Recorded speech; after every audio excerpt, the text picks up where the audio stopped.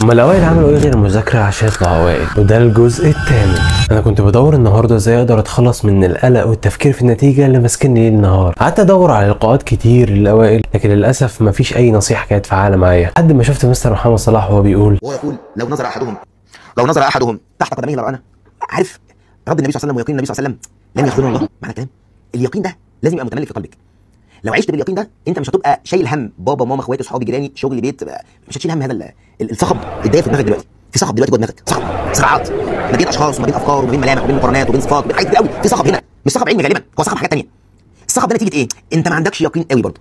انت بتقول انا واثق بس من جواك مش انا خايف. مش بقول لك ان انت ما تخافش، لا عادي، الخوف ده سمه ربنا خلقها في الانسان عادي.